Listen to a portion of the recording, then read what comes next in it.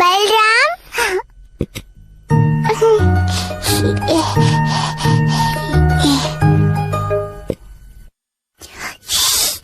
అమ్మతో చెప్పొద్దు సరేనా?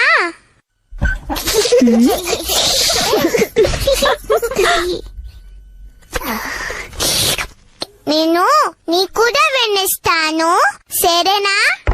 కృష్ణ, ఏం చేస్తున్నావు?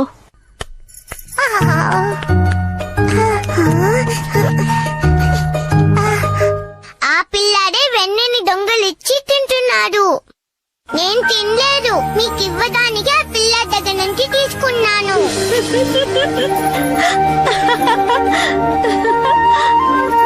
కృష్ణ, నా బుజ్జి కన్నయ్య ఏం చేసినా తీయగానే ఉంటుంది.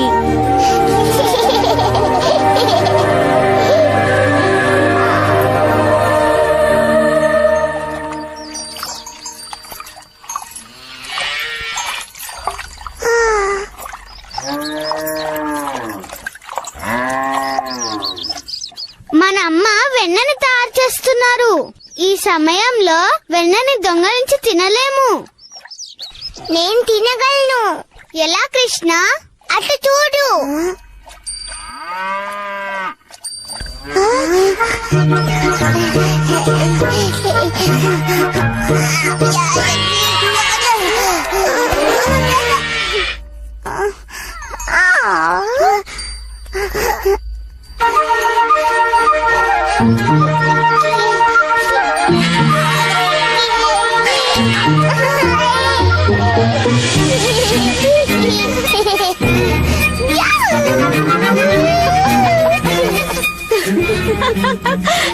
నందమహారాజా, కృష్ణుడు ఏం చేస్తున్నాడో చూడండి.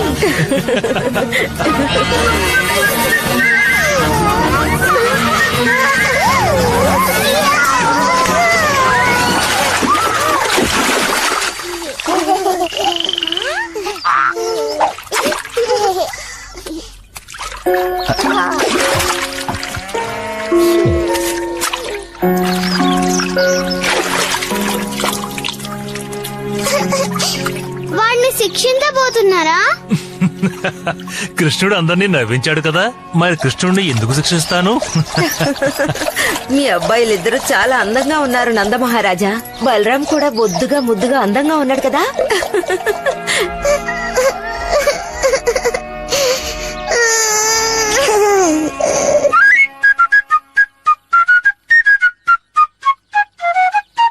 నువ్వేం తప్పు చేసినా వాళ్ళ కోపమే రావడం లేదు. ఇప్పుడు ఏం చేయాలి కృష్ణ?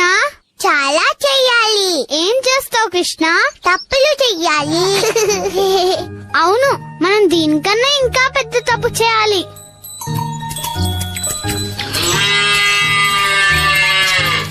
నువ్వు నిజంగానే ధైర్యవంతుడివి. నువ్వు తెలివైన వాడివి. పద, ఈసారి పెద్ద తప్పు చేయాలి. అప్పుడే వాళ్ళు కోపగించుకుంటారు. అన్ని దూడల కట్లు విప్పేద్దాం. అవన్నీ వెళ్ళి పాలు తాగుతాయి.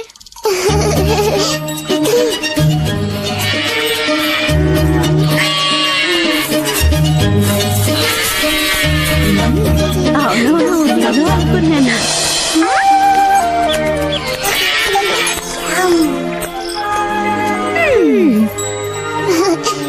నేను చెప్పానుగా కోప్పడతారని. ఏం చేశారు? దూడల్ని విప్పేశాం. మేమెలా పాలు పెతకాలి? మీరిద్దరూ ఇలా. పిల్లలు మరీ అల్లరివారైపోతున్నారు. యశోదా, ఒకసారి ఇలా రా. నందమహారాజా, ఒకసారి ఇలా రండి, వచ్చి చూడండి.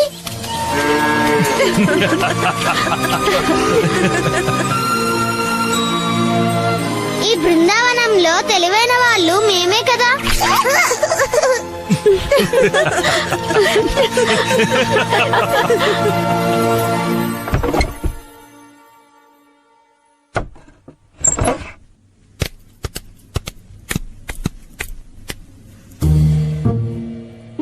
పైనున్న వెన్నని మనం తినేస్తే వాళ్ళు ఖచ్చితంగా కోప్పడతారు.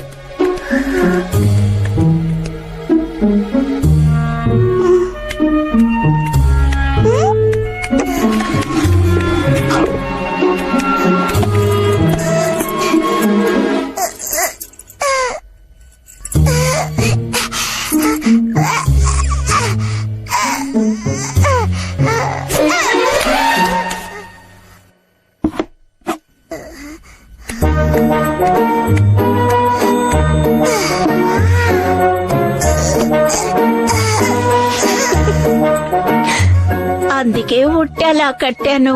వెన్నని దొంగిలించటం ఇక వాళ్ళ తరం కాదు.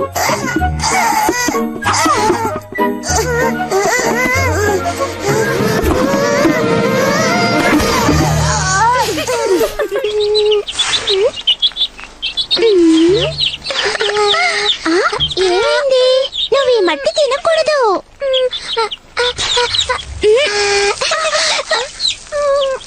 వద్దు, అది తినకూడదు కృష్ణ, పారే. కాదు కాదు కాదు, నువ్వు ఇలా చేస్తే అమ్మ చాలా కోపడుతుంది. పద, ఇంటికి వెళ్దాం. రా, అమ్మ దగ్గరికి వెళ్దాం. రా. లేదు, నేనేమి చేయలేదు. ఏంటి ఏమీ చేయలేదు? బాలేదు, తినొద్దని అప్పుడే చెప్పాను. ఏమి తినొద్దన్నావు? మట్టిని. ఏమిటి కృష్ణయ్య, మన్ను తిన్నావా? అబద్ధం చెప్తున్నాడు, మీరే చూడండి. ఏమిటి బుజ్జికన్న కృష్ణయ్య, మీ అన్నయ్య ఎంత విచారిస్తున్నాడో చూడు. నువ్వెందుకయ్యా మన్ను తిన్నావు? నిజంగానే కృష్ణుడు మన్ను తిన్నాడా బలరాం? అవునమ్మా. తను చేశాడో లేదో తెలుసుకోవడానికి ఒక మార్గం ఉంది. సరే కృష్ణయ్య, నువ్వు మన్ను తిన్నావో లేదో తెలుసుకుంటాను. ఒకసారి నోరు తెరువు నాన్నా.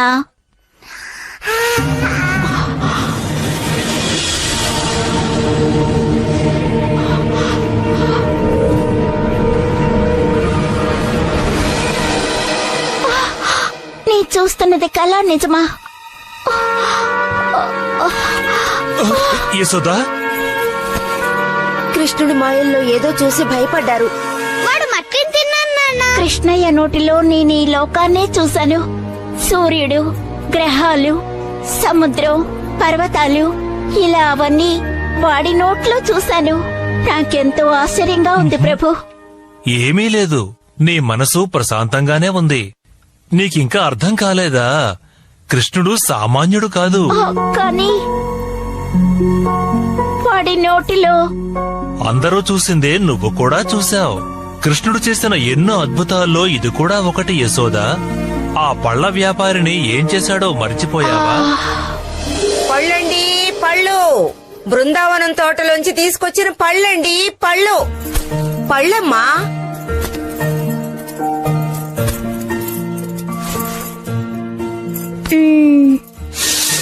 ఈ ఫలం ఎంతో నిజంగా రుచిగా ఉంటుంది. ఈ బుట్ట నిండా ధాన్యం ఇస్తాను. నువ్విచ్చిన మామిడి పండ్లకి ఇవి సరిపోతాయా? అది చాలు మహారాజా, మీది చాలా ఉదారమైన మనస్సు.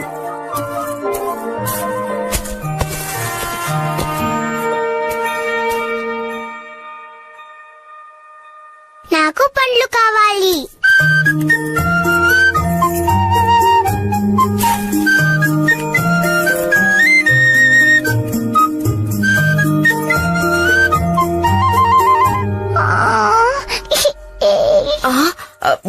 ఎడవకు చిన్ని కృష్ణ, నేనిచ్చిన పళ్ళకి ఇవి చాలు కృష్ణ.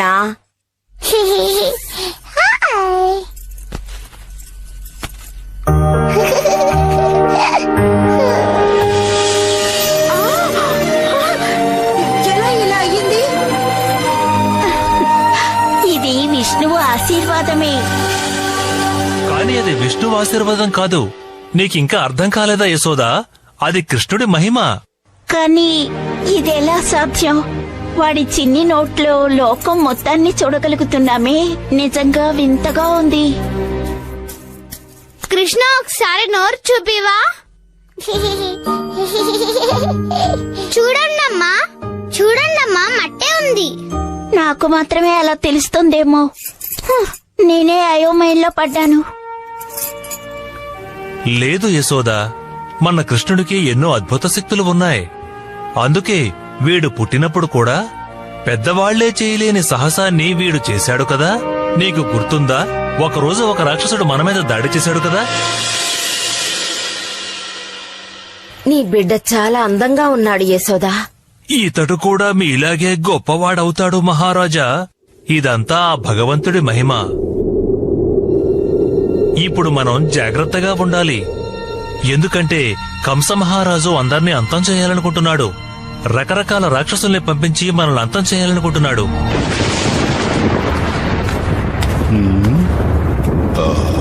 రండి.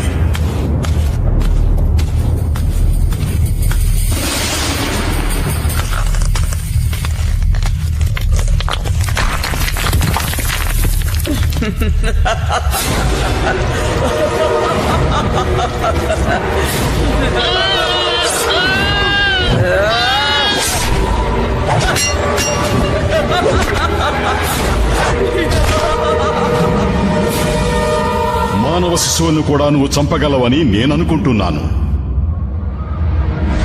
ఎవరైనా సరే ముందుకొచ్చి మాట్లాడండి, లేకపోతే నా కోపానికి బలవుతారు.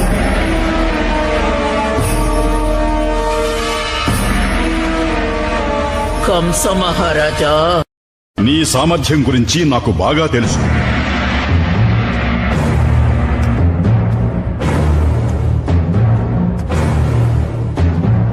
నా విధి ప్రకారం దేవకి 8వ సంతానం నన్ను అంతం చేస్తోంది. ముందుగా జన్మించిన 7 శిశువుల్ని నేను అంతం చేసేశాను.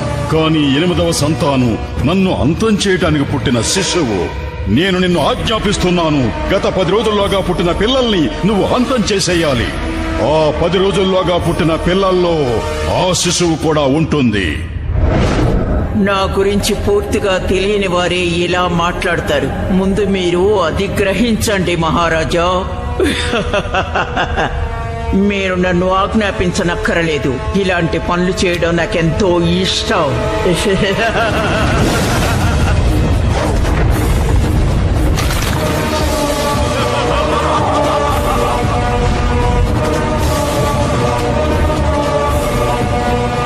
నా బిడ్డ కనిపించడం లేదు. నా బిడ్డ నా బిడ్డ నా బిడ్డ కనిపించడం లేదు. మీరు చూసారా యశోదమ్మ బిడ్డ ఎలా ఉన్నాడో? పేరు కృష్ణుడట. అందంగా ఉన్నాడు. అద్భుతంగా ఉన్నాడు. అతన్ని చూడగానే నా మనసు ఎంతో సంతోషంతో నిండిపోయింది. చిన్నపిల్లాడే, కాని అతని కళ్ళల్లో ఒక తేజస్సు ఉంది. కృష్ణుడు నిజంగా దైవాంశుడే. కృష్ణుడా, దేవుడా, అయితే ఆ పిల్లవాడు వీడే అయ్యుంటాడు. నిజంగా వాడికి అన్ని శక్తులుంటే నాకు హాని కలుగుతుందేమో. అన్నిటికీ నేను సిద్ధంగా ఉండాలి.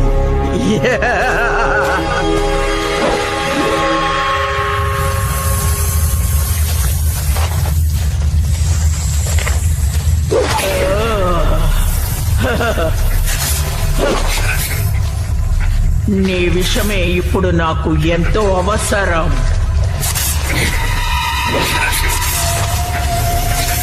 కంసుణ్ణి సంహరించే పిల్లవాడిని ముందు నేను సంహరిస్తాను. వాడికి విషపు పాలిచ్చి చంపబోతున్నా.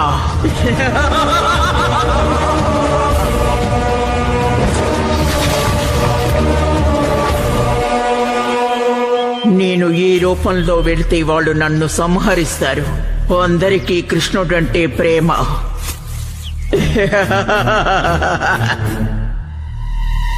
కానీ ఒక అందమైన అమ్మాయి వెళ్ళి పాలిస్తే కాదనరు కదా.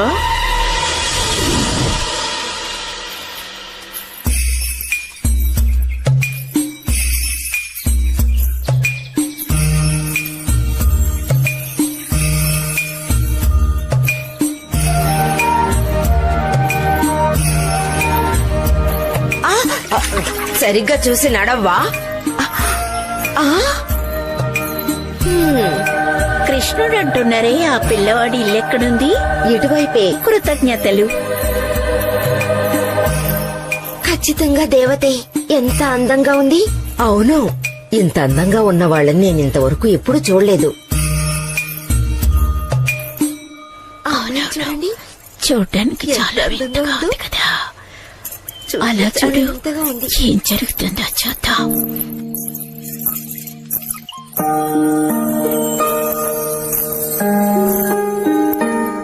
ఓ ముల్లోకలకి మీరు దేవతనా? కృష్ణుని ఆశీర్వాదం కోసం వచ్చారా? ఎవరు మీరు? మీరు మా ఇంటికి ఎందుకొచ్చారు? నేనొక దేవకన్యని. నా దగ్గర పాలు తాగితే అటు పిమ్మట కృష్ణుడికి మరణం అనేదే ఉండదు.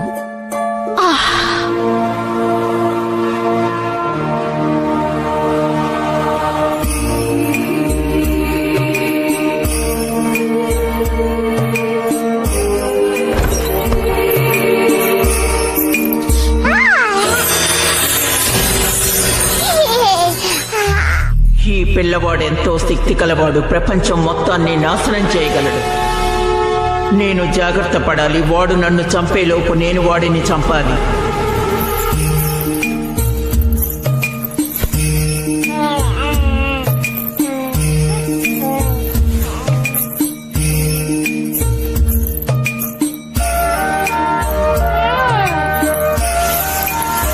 ఒకవేళ ఆమె పార్వతీదేవా? ఎన్నో మహిమలు కలిగినది కదా ఆవిడ. ఖచ్చితంగా ఆవిడ మానవ కన్య కాదు, మన కృష్ణుని ఆశీర్వదించడానికి వచ్చినవారు. అంతే కృష్ణయ్య, కడుపు నిండా పాలు తాగు. పాలు తాగి హాయిగా నిద్రపో. ఇక నిద్ర నుండి లేవలేవు.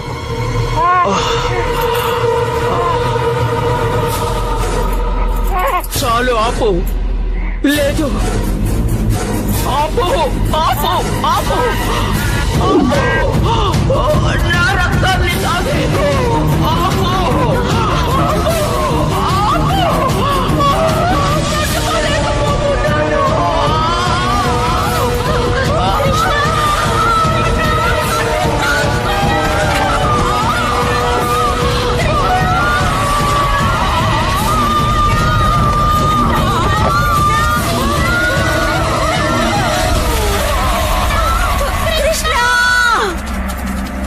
అరే, రాక్షసి దేవత కాదా? అటు చూడండి, కృష్ణుడు వస్తున్నాడు.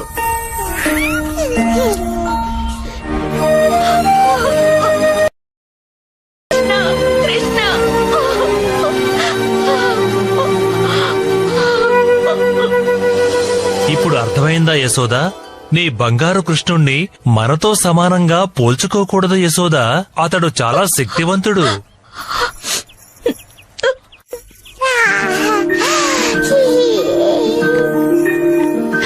మన్నించు కృష్ణయ్య, నీ శక్తి సామర్థ్యాలు మర్చిపోయాను. నువ్వే ప్రపంచంలోనే గొప్పవాడివి, నా ముద్దుల కృష్ణయ్యవి.